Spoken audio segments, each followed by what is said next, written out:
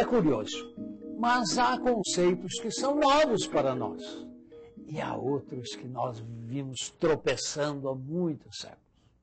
Há quase 30 séculos, aqui e acolá, os homens têm esbarrado num conceito muito importante, o infinito.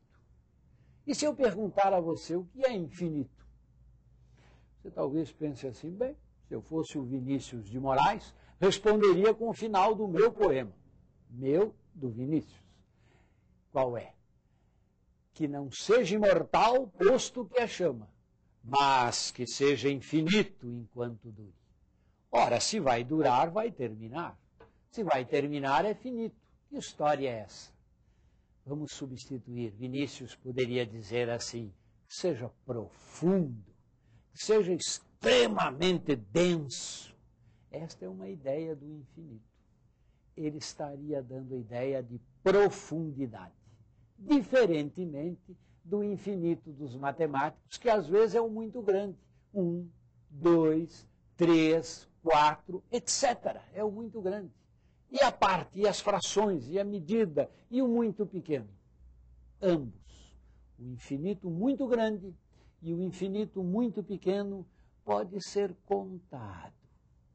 E à medida que eu vou contando, eu gasto tempo. Olha aí um novo conceito, o tempo. Mas o que é o infinito muito grande e o que é o infinito muito pequeno? É aquele algo mais que o homem descobre quando na física descobre o tempo, quando na arte descobre o profundamente belo.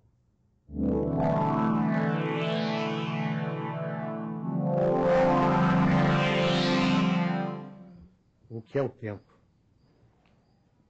Talvez a primeira pessoa a perguntar o que é o tempo tenha sido Santo Agostinho, aqui no Ocidente, que colocou uma questão que é vigente até hoje, que é presente. E ele se colocou essa questão, o que é o tempo? O tempo é aquilo que todos nós sabemos o que é, até perguntarmos o que ele é. No momento que nós perguntamos, que nós indagamos, nós já não sabemos mais. O tempo acaba o ano, o mês e a hora. A força, a arte, a mãe e a fortaleza. O tempo acaba a fama e a riqueza. O tempo, o mesmo tempo, de se chora. Bom, isso é Camões. E eu acho que essas lições do tempo são coisas que podem ser investigadas pela filosofia, pela teologia, pela matemática, mas também pela arte, pela poesia. Acredito eu que cada artista, cada poeta, ou cada músico, cada artista, vamos dizer assim, tem uma concepção do tempo. Talvez não seja ele que tenha a concepção do tempo, mas o momento histórico que ele constrói a sua obra, ele vive, entende e tenta compreender o tempo de um modo preciso. O tempo é uma dimensão fundamental de nossa existência. Esta obra, da artista Lúcia Coppi, é um belo registro do fluir do tempo. Ao contemplá-la, podemos verificar que o conceito matemático de simetria pode ser aplicado à passagem do tempo de duas maneiras. Todos os relógios mantêm o mesmo ritmo, onde cada intervalo é exatamente igual ao seguinte, cada hora, cada minuto, cada segundo.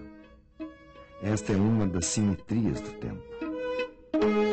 A outra simetria se apresenta com a flecha do tempo. É que o tempo sempre flui, do passado ao futuro, sucessivamente. Exatamente porque temos uma boa noção das simetrias do tempo, sabemos que é impossível desquebrar um copo, por exemplo. Mas há também uma quebra de simetria no tempo. Ele anda apenas em um único sentido.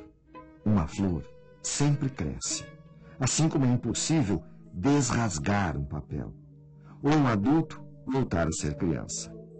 Nesse sentido, o tempo é assimétrico.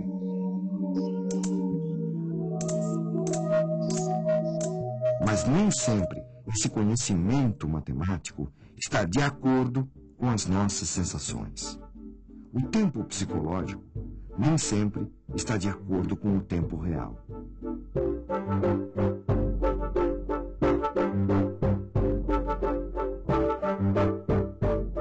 É diferente esse tempo aqui de fora e o tempo no museu? Ele te remonta alguma coisa, te leva a algum lugar?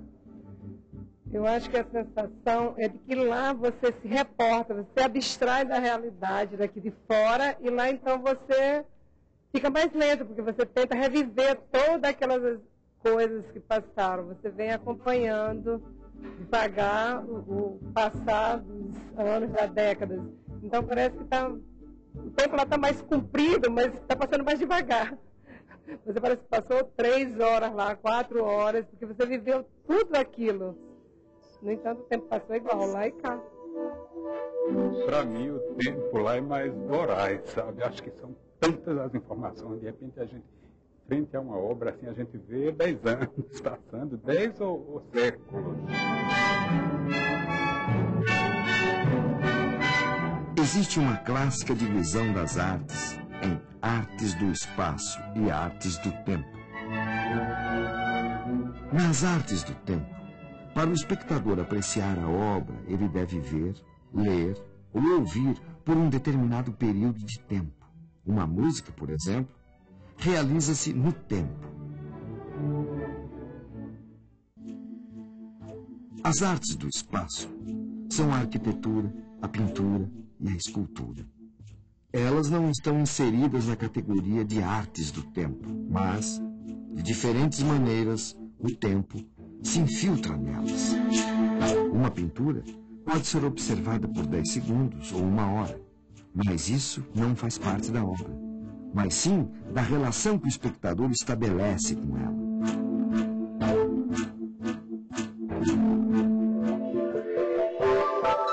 Em 1401, na cidade italiana de Florença, berço do Renascimento, foi organizado um concurso para os artistas locais. O objetivo era escolher a placa de bronze que iria ornamentar a porta do batistério da cidade. O que poderia ser apenas mais um entre tantos concursos de artesãos, se transformou num marco da história da arte. O tema era uma passagem do Antigo Testamento, o sacrifício de Isaac. Uma cena com ação para ninguém colocar defeito. No entanto, a maioria das placas apresentava apenas as imagens dos personagens, não a tensão do conjunto da cena. As finalistas foram justamente as que incluíram a ação. Esta de Guibert mostra o gesto de Abraão mais como uma ameaça do que uma ação. O anjo está distante, o bode na montanha, a roupa de Isaac no chão. Falta o elemento que liga as ações temporais, sugira movimento. Observe a diferença na placa vencedora, de Brunelleschi.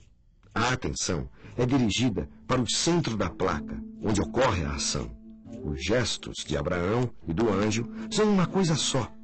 O anjo bloqueia a mão de Abraão e ao mesmo tempo empurra o bode na direção do altar, para que ele seja sacrificado no lugar do menino.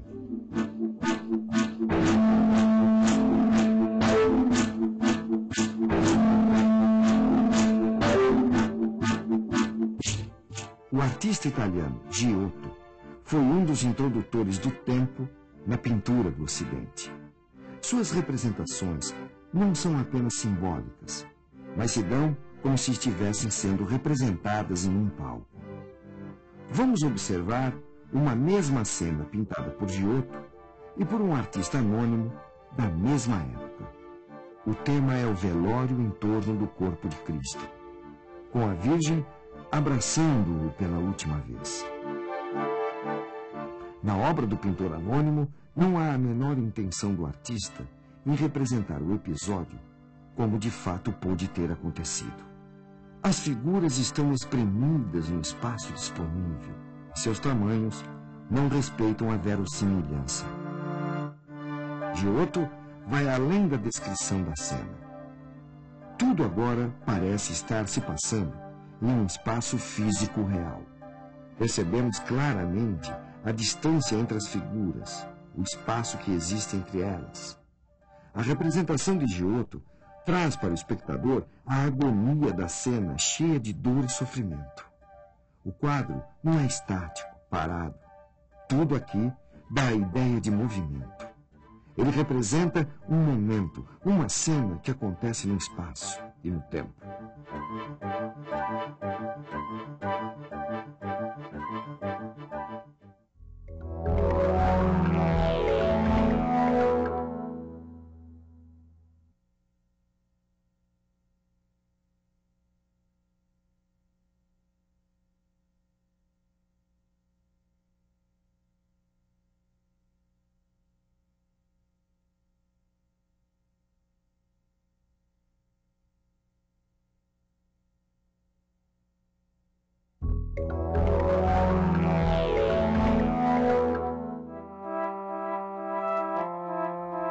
Embora ainda pouco elaborada, a perspectiva foi um dos recursos utilizados por Giotto para introduzir o tempo e o movimento em suas representações. Ao construir espaços tridimensionais em uma superfície plana, o artista italiano reproduz não mais uma paisagem imutável, mas um ponto de vista, o registro do que está acontecendo em um determinado momento. Daí em diante, a perspectiva se aprimorou e foi adotada por inúmeros pintores.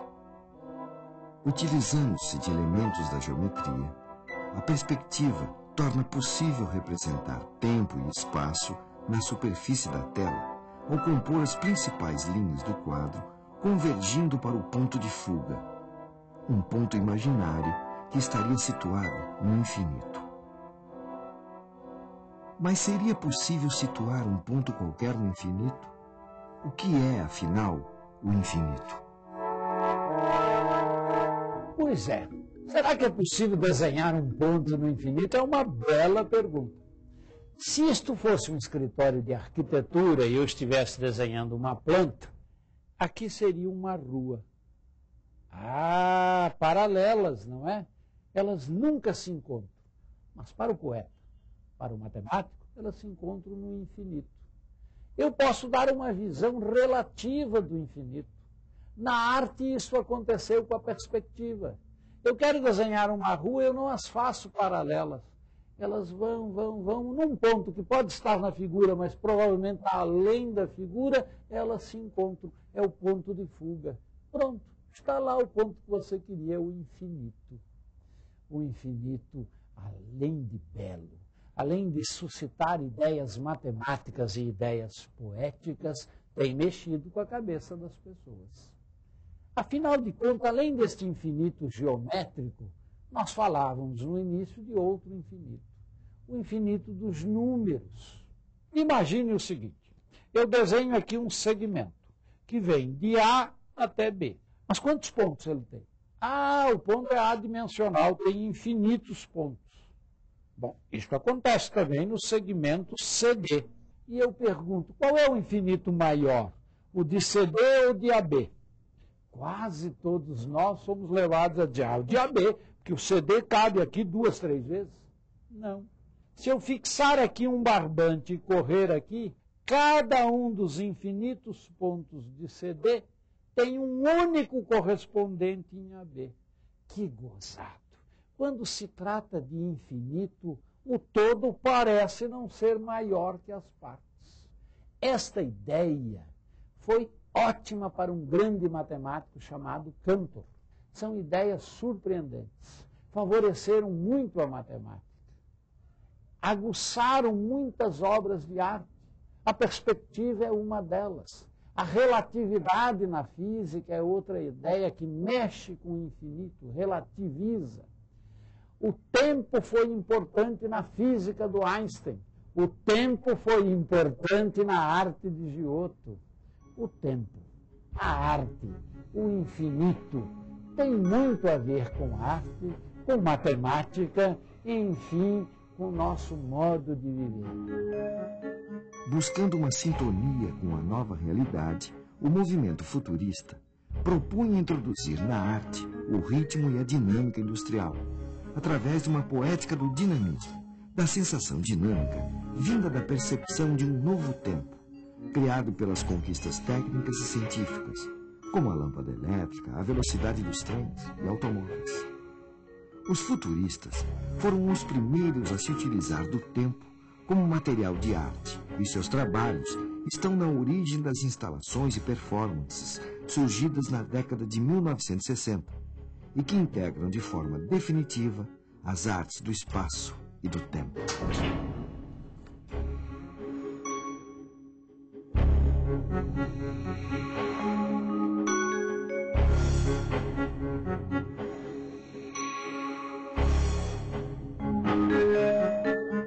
Aqui no Brasil, Abraham Palatinic realizou os aparelhos cinecromáticos a partir do final da década de 40.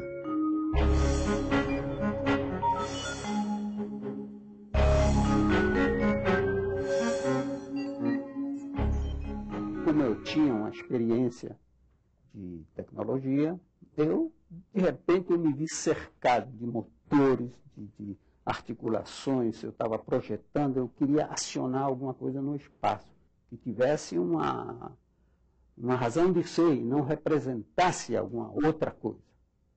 Eu queria fazer alguma coisa que representasse ele mesmo, porque o quadro é estático. Qualquer alusão a movimento ou a tempo é ilusório.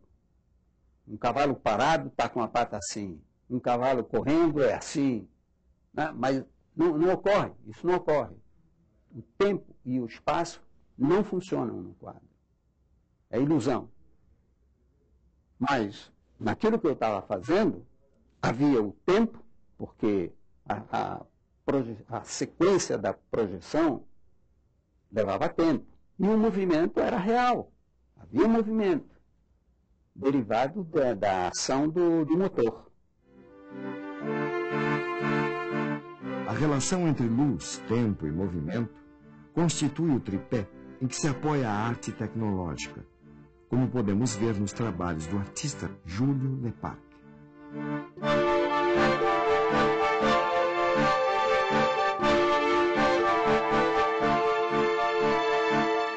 Esse instante agora que vocês estão gravando, esse instante nunca mais vai se repetir.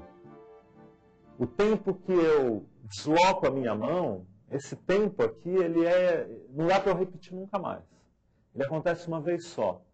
Mas na hora que eu passo essa imagem, eu vou ter exatamente essa duração do movimento, registrada na imagem.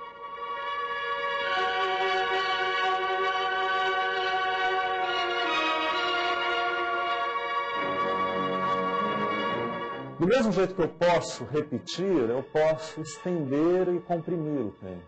Eu posso prolongar uma ação interminavelmente com a montagem.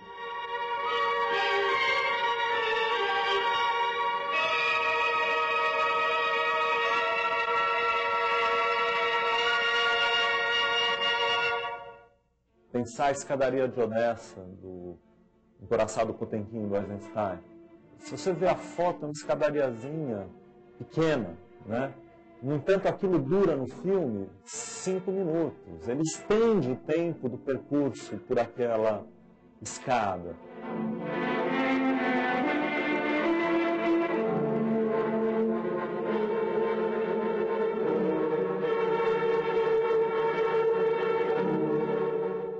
Ele transforma aquela escada num fato monumental.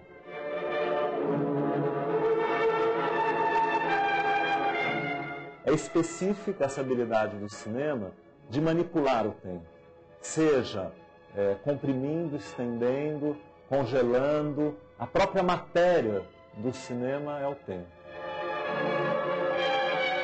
É manipulando o tempo que você faz uma interpretação dos acontecimentos.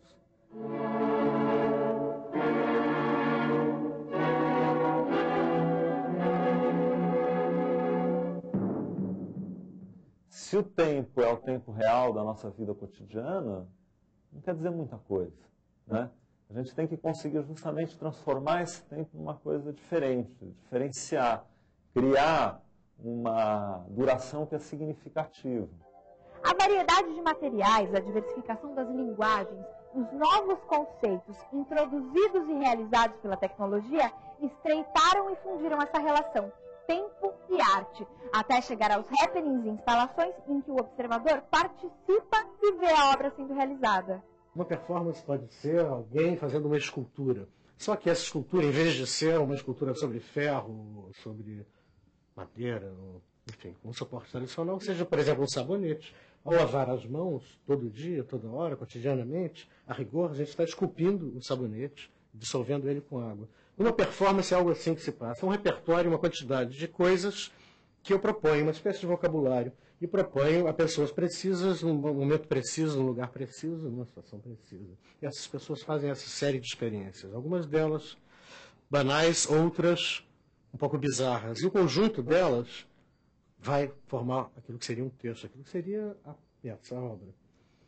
Só que cada uma dessas pessoas fazendo essa performance vai fazer de um jeito, assim como cada pessoa que vai testemunhar aquilo vai narrá-lo de outro jeito. Em cada um deles, esse tempo vai estar representado de um modo diverso. Em cada um deles, esse pacote temporal, que é o desempenho dessas coisas, vai ter uma cara diferente, uma narrativa diferente e um tempo em si diferente. E nisso, então, a gente percebe que o tempo ele é compactável, ele é esticável, enfim, o tempo não é uma coisa tão precisa assim como o relógio pretende.